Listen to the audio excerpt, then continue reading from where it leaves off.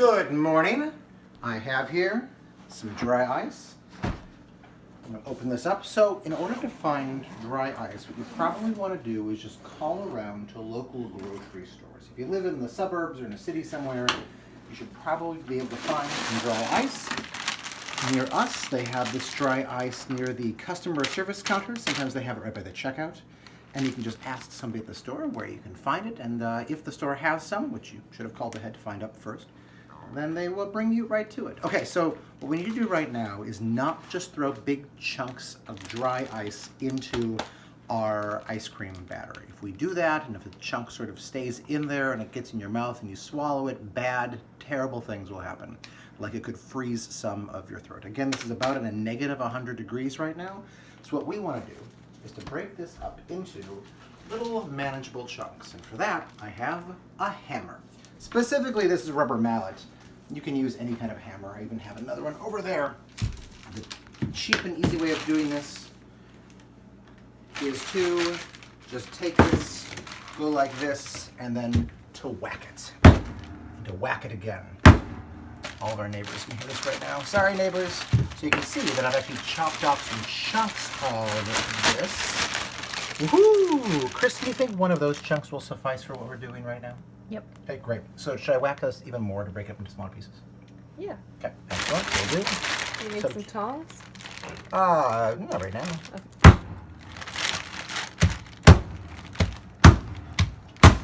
Neighbors like, what the heck are they doing?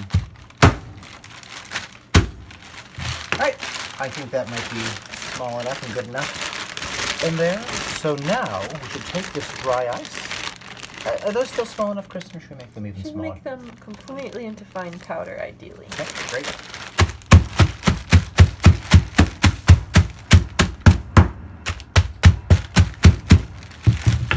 Take a look. Ooh, fine powder. Evaporating faster now. Okay, will that suffice? Should be pretty good. Okay, great. And now, do we stop? All right, so, and now the next step is to take some of the batter.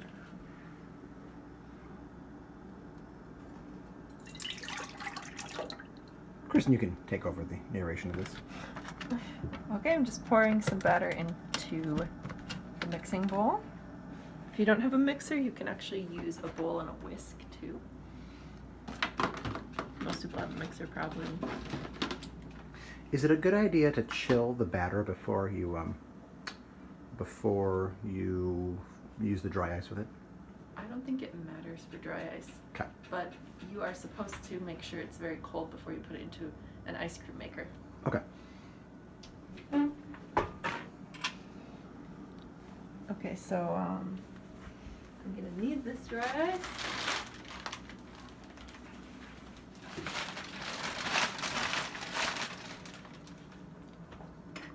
Ooh, I'm standing right now where the dry ice was sitting before, and my feet are cold.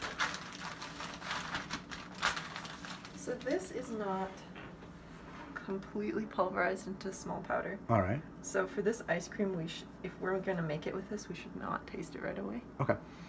We want to let it completely gas out, so there's no more carbon dioxide in solid form. Okay. We want it to evaporate, to boil. Yes, sorry. Okay, so then to freeze it, we'll turn on this mixer.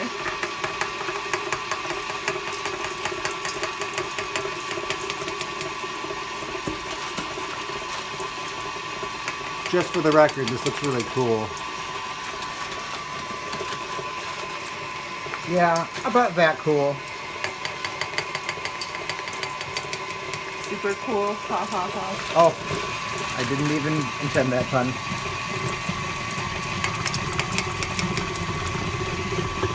Uh-oh. You put too much in there? Is it too hard? Nope. Okay, great. But you might notice how bubbly this is. Whoa, weird. It's foaming. That is strange. So it's not all the way frozen yet. All So right. I think we could do a little bit more. And again, you could do this by hand, right? Yes, you can do it with a whisk. Okay.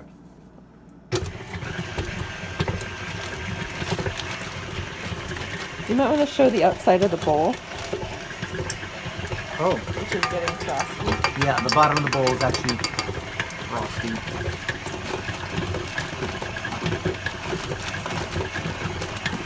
Trying to pick the smallest pieces.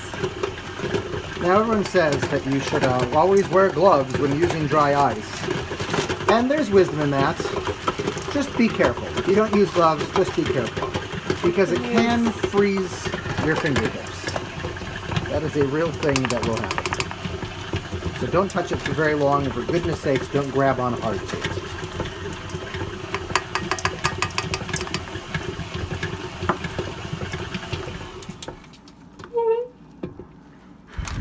Now it's looking more soft servy, so this is probably about right. All right. So if you wanted to eat this right now, could you? I wouldn't because our chunks were too big. Ah. If you used completely fine pulverized powder and then you waited for it to stop making mist, then you could. Okay. But because this was not completely pulverized and there were some chunks in it, I would wait a while. Okay. I can also keep going and make it harder. Do you want me to make it harder? Yeah, sure. What the heck? Why not? Although at this stage, this probably would be sufficient for then putting in the freezer and making it into hard ice cream. Is that right? Yeah. Okay. The bottom of the bowl actually is frozen harder, Yeah. so I might not want to do it too much longer. That's hard It's ice really cream frozen at in the there, bottom. isn't it? Yeah, Not too hard. yeah.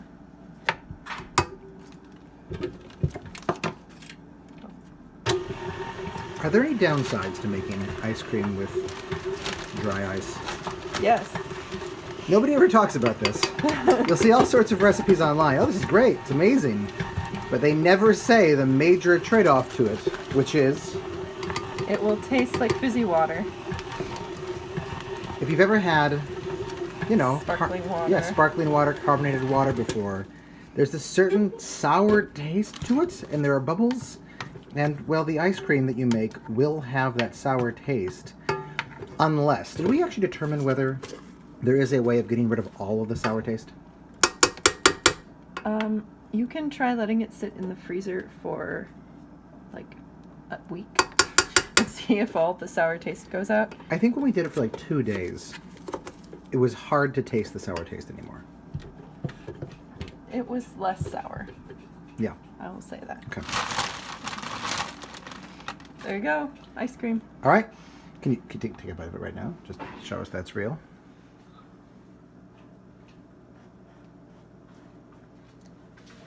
Even though I told you to not eat it yet. I I just did. And how does it taste? Actually, it's pretty good. Thank you very much.